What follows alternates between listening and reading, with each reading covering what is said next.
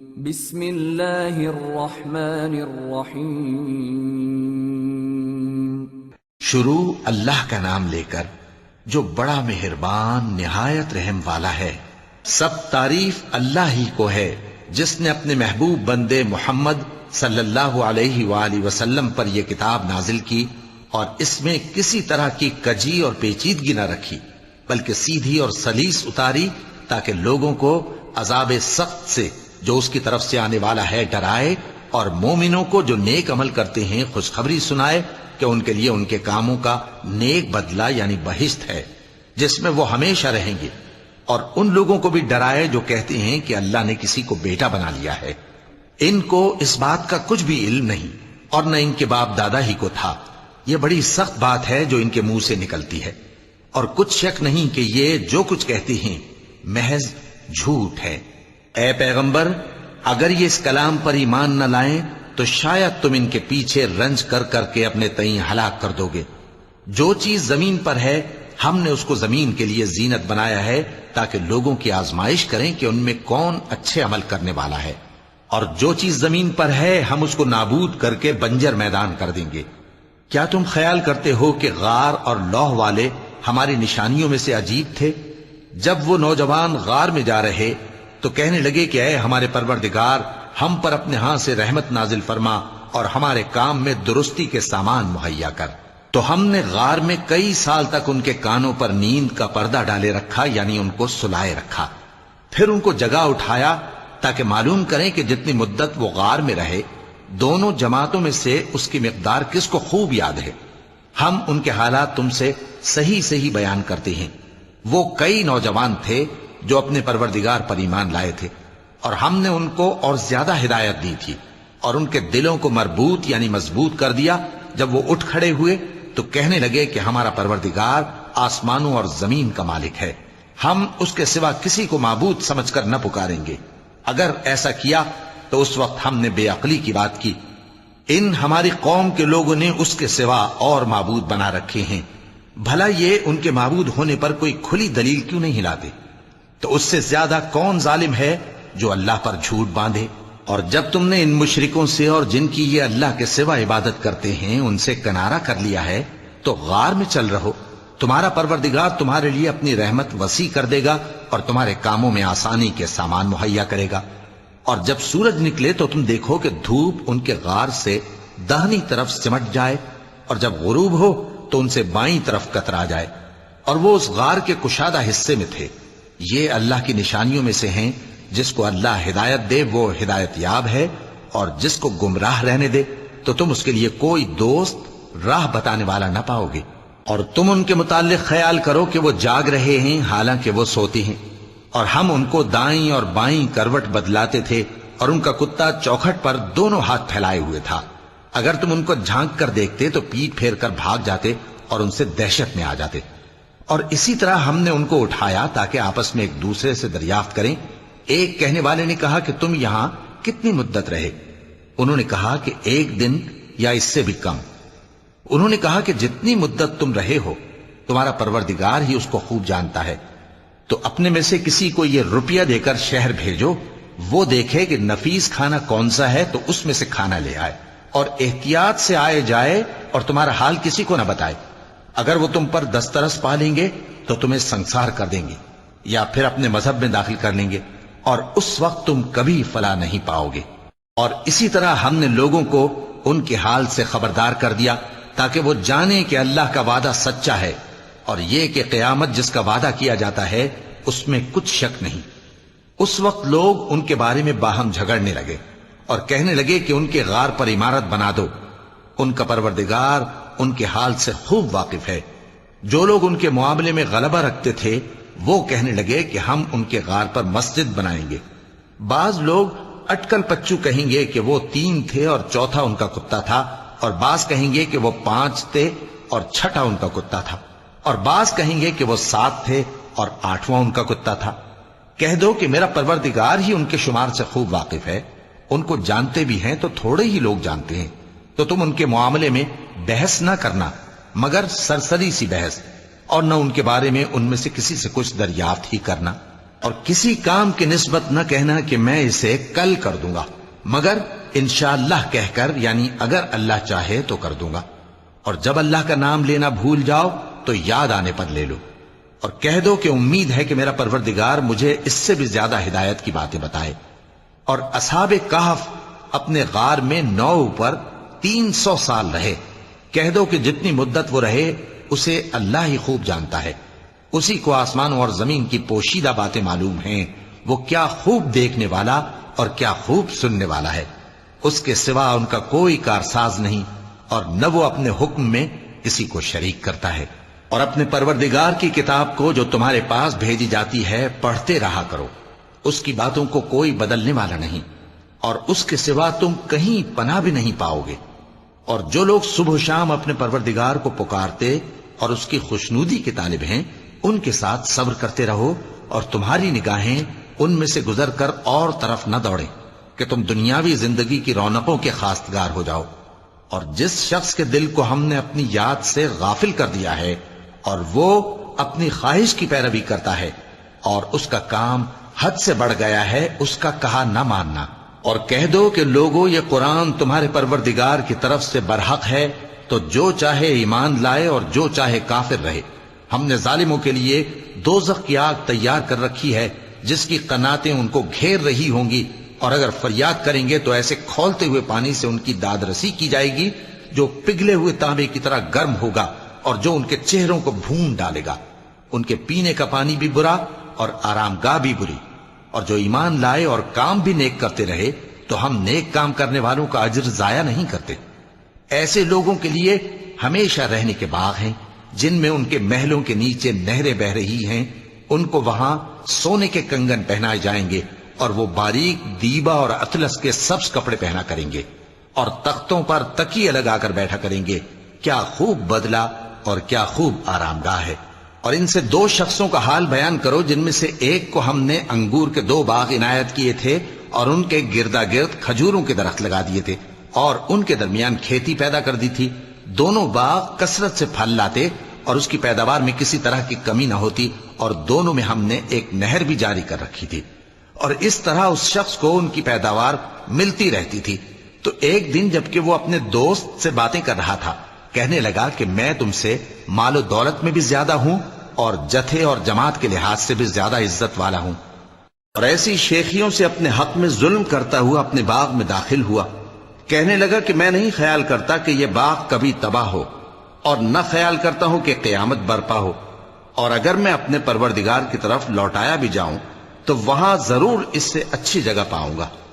تو اس کا دوست جو اس سے گفتگو کر رہا تھا کہنے لگا کہ کیا تم اس ذات سے کفر کرتے ہو جس نے تم کو مٹی سے پیدا کیا، پھر نطفے سے، پھر تمہیں پورا آدمی بنایا؟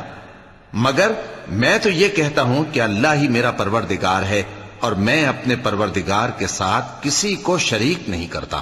اور جب تم اپنے باغ میں داخل ہوئے تو تم نے ماشاء اللہ لا قوت الا باللہ کیوں نہ کہا؟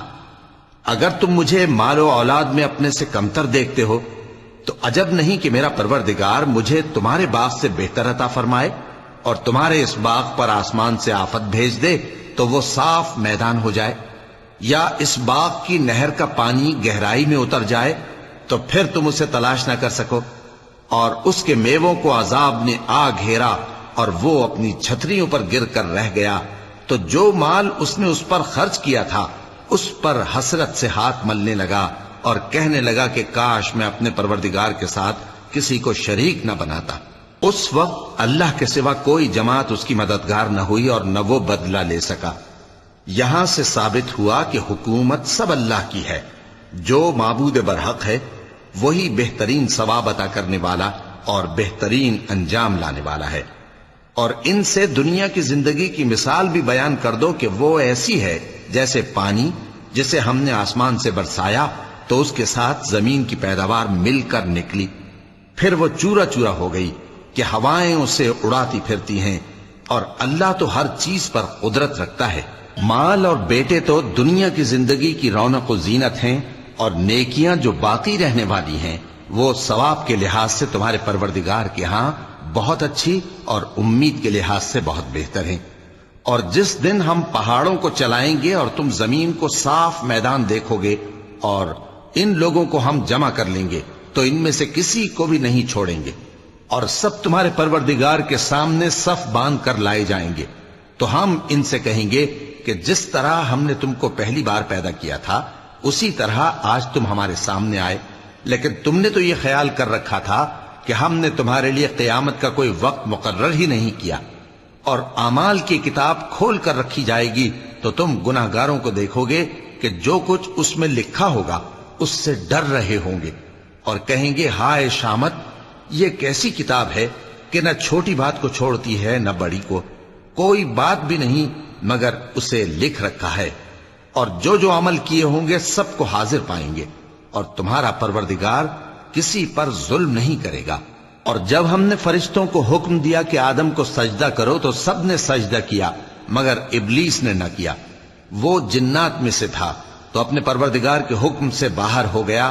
کیا تم اس کو اور اس کی اولاد کو میرے سوا دوست بناتے ہو، حالانکہ وہ تمہارے دشمن ہیں، اور شیطان کی دوستی ظالموں کے لیے اللہ کی دوستی کا برا بدل ہے۔ میں نے ان کو نہ تو آسمانوں اور زمین کے پیدا کرنے کے وقت بلایا تھا اور نہ خود ان کے پیدا کرنے کے وقت، اور میں ایسا نہ تھا کہ گمراہ کرنے والوں کو مددگار بناتا۔ اور جس دن اللہ فرمائے گا کہ اب میرے شریکوں کو جن کی نسبت تم معبود ہونے کا گمان رکھتے تھے بلاؤ، تو وہ ان کو بلائیں گے مگر وہ ان کو کچھ جواب نہ دیں گے، اور ہم ان کے درمیان ہلاکت کی ایک جگہ بنا دیں گے، اور گناہگار لوگ دوزخ کو دیکھیں گے تو یقین کر لیں گے کہ وہ اس میں پڑنے والے ہیں، اور اس سے بچنے کا کوئی رستہ نہ پائیں گے۔ اور ہم نے اس قرآن میں لوگوں کے سمجھانے کے لیے طرح طرح کی مثالیں بیان فرمائی ہیں، لیکن انسان سب چیزوں سے بڑھ کر جھگڑالو ہے۔ اور لوگوں کے پاس جب ہدایت آ گئی تو ان کو کس چیز نے منع کیا کہ ایمان لائیں اور اپنے پروردگار سے بخشش مانگیں، بجز اس کے کہ اس بات کے منتظر ہوں کہ انہیں بھی پہلوں کا سا معاملہ پیش آئے یا ان پر عذاب سامنے سے آ جائے۔ اور ہم جو پیغمبروں کو بھیجا کرتے ہیں تو صرف اس لیے کہ لوگوں کو اللہ کی نعمتوں کی خوشخبریاں سنائیں اور عذاب سے ڈرائیں، اور جو کافر ہیں وہ باطل کی مدد سے جھگڑا کرتے ہیں تاکہ اس سے حق کو پھسلا دیں، اور انہوں نے ہماری آیتوں کو اور جس چیز سے ان کو ڈرایا جاتا ہے اسے ہنسی بنا لیا ہے۔ اور اس سے بڑھ کر ظالم کون، جس کو اس کے پروردگار کی آیات کے ذریعے سمجھایا گیا تو اس نے ان سے منہ پھیر لیا، اور جو اعمال وہ آگے کر چکا اس کو بھول گیا۔ ہم نے ان کے دلوں پر پردے ڈال دیے کہ اسے سمجھ نہ سکیں، اور کانوں میں ثقل پیدا کر دیا ہے کہ سن نہ سکیں، اور اگر تم ان کو رستے کی طرف بلاؤ تو کبھی رستے پر نہ آئیں گے، اور تمہارا پروردگار بخشنے والا صاحب رحمت ہے۔ اگر وہ ان کے کرتوتوں پر ان کو پکڑنے لگے تو ان پر جھٹ عذاب بھیج دے، مگر ان کے لیے ایک وقت مقرر کر رکھا ہے کہ اس کے عذاب سے کوئی پناہ کی جگہ نہ پائیں گے۔ اور یہ بستیاں جو ویران پڑی ہیں، جب انہوں نے کفر کر کے ظلم کیا تو ہم نے ان کو تباہ کر دیا، اور ان کی تباہی کے لیے ایک وقت مقرر کر دیا تھا۔ اور جب موسیٰ نے اپنے شاگرد سے کہا کہ جب تک میں دو دریاؤں کے ملنے کی جگہ نہ پہنچ جاؤں ٹلنے کا نہیں، خاص صدیوں چلتا رہوں، پھر جب وہ دونوں ان دریاؤں کے سنگم پر پہنچے تو اپنی مچھلی بھول گئے، پھر اس مچھلی نے دریا میں سرنگ کی طرح اپنا رستہ بنا لیا۔ جب آگے چلے تو موسیٰ نے اپنے شاگرد سے کہا کہ ہمارا کھانا لاؤ، اس سفر سے ہم کو بہت تکان ہو گئی ہے۔ اس نے کہا کہ بھلا آپ نے دیکھا کہ جب ہم نے اس چٹان کے پاس آرام کیا تھا تو میں مچھلی وہیں بھول گیا، اور مجھے آپ سے اس کا ذکر کرنا شیطان نے بھلا دیا، اور اس مچھلی نے عجیب طرح سے دریا میں اپنا رستہ بنایا۔ موسیٰ نے کہا یہی تو وہ مقام ہے جسے ہم تلاش کرتے تھے، تو وہ اپنے پاؤں کے نشان دیکھتے دیکھتے لوٹ گئے۔ وہاں انہوں نے ہمارے بندوں میں سے ایک بندہ دیکھا جس کو ہم نے اپنے ہاتھ سے رحمت خاص سے نوازا تھا اور اپنے پاس سے ایک خاص علم بخشا تھا۔ موسیٰ نے ان سے جن کا نام خضر تھا کہا کہ جو علم اللہ کی طرف سے آپ کو سکھایا گیا ہے، اگر آپ اس میں سے مجھے کچھ بھلائی کی باتیں سکھائیں تو میں آپ کے ساتھ رہوں۔ خضر نے کہا کہ تم میرے ساتھ رہ کر صبر نہیں کر سکو گے، اور جس بات کی تمہیں خبر ہی نہیں اس پر صبر کر بھی کیسے سکتے ہو؟ موسیٰ نے کہا اللہ نے چاہا تو آپ مجھے صابر پائیے گا، اور میں آپ کے ارشاد کے خلاف نہیں کروں گا۔ خضر نے کہا اگر تم میرے ساتھ رہنا چاہو تو شرط یہ ہے مجھ سے کوئی بات نہ پوچھنا، جب تک میں خود اس کا ذکر تم سے نہ کروں۔ تو دونوں چل پڑے، یہاں تک کہ جب کشتی میں سوار ہوئے تو خضر نے کشتی کو پھاڑ ڈالا۔ موسیٰ نے کہا، کیا آپ نے اس کو اس لیے پھاڑا ہے کہ سواروں کو غرق کر دی؟ یہ تو آپ نے بڑی عجیب بات کی۔ خضر نے کہا، کیا میں نے نہیں کہا تھا کہ تم میرے ساتھ صبر نہ کر سکو گے؟ موسیٰ نے کہا کہ جو بھول مجھ سے ہوئی اس پر مواخذہ نہ کیجیے اور میرے معاملے میں مجھ پر مشکل نہ ڈالیے۔ پھر دونوں چلے، یہاں تک کہ رستے میں ایک لڑکا ملا تو خضر نے اسے مار ڈالا۔ موسیٰ نے کہا کہ آپ نے ایک بے گناہ شخص کو ناحق بغیر قصاص کے مار ڈالا، یہ تو آپ نے بری بات کی۔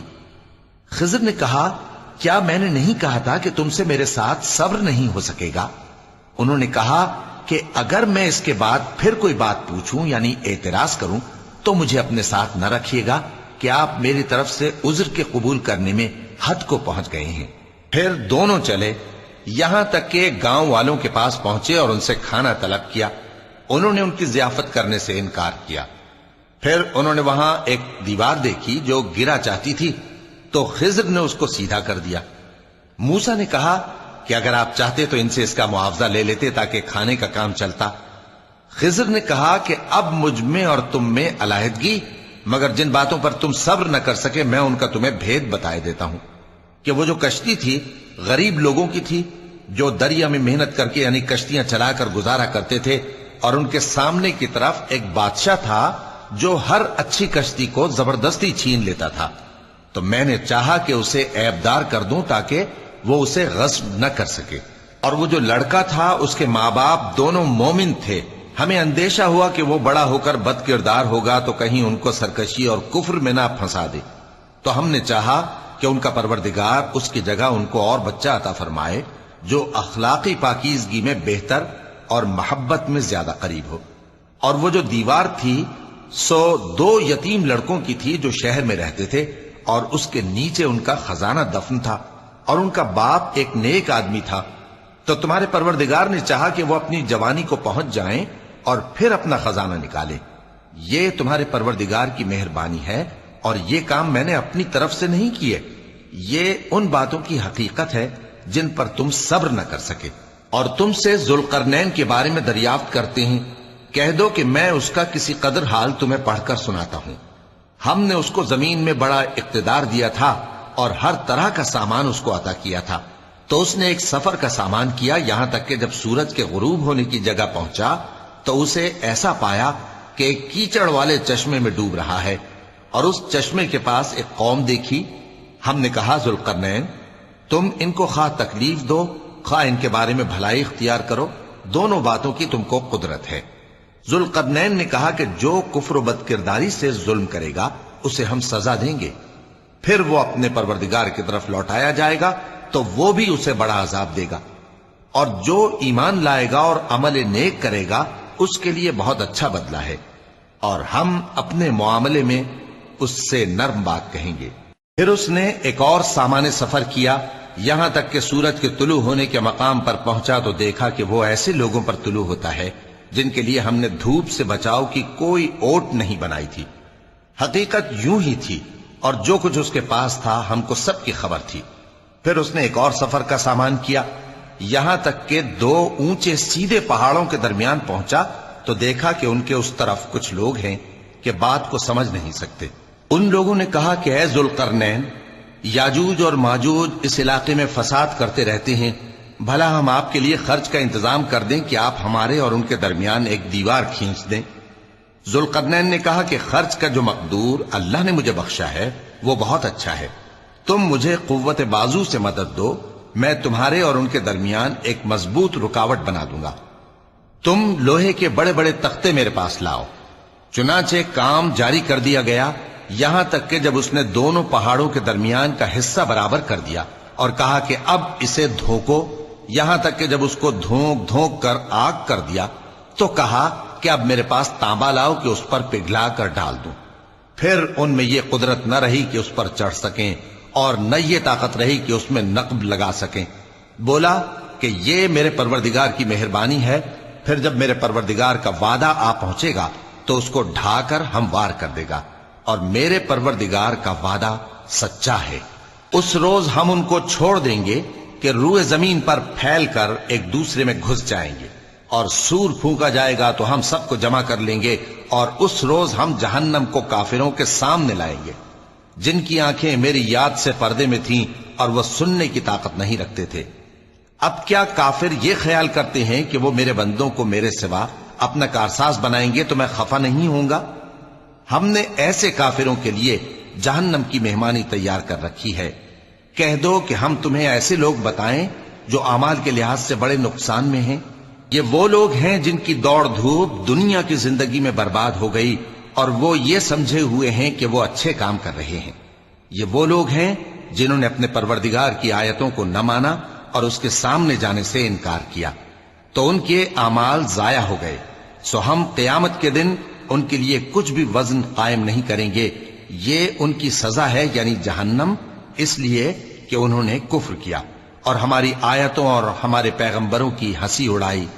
جو لوگ ایمان لائے اور عمل نیک کیے ان کے لیے بہشت کے باغ بطور مہمانی ہوں گے، ہمیشہ ان میں رہیں گے اور وہاں سے مکان بدلنا نہ چاہیں گے۔ کہہ دو کہ اگر سمندر میرے پروردگار کی باتوں کے لکھنے کے لیے روشنائی ہو تو قبل اس کے کہ میرے پروردگار کی باتیں تمام ہوں سمندر ختم ہو جائے، اگرچہ ہم ویسا ہی اور اس کی مدد کو لائیں۔ کہہ دو کہ میں تمہاری طرح کا ایک بشر ہوں، البتہ میری طرف وہی آتی ہے کہ تمہارا معبود وہی ایک معبود ہے، تو جو شخص اپنے پروردگار سے ملنے کی امید رکھے چاہیے کہ عمل نیک کرے اور اپنے پروردگار کی عبادت میں کسی کو شریک نہ بنائے۔ صدق اللہ العظیم۔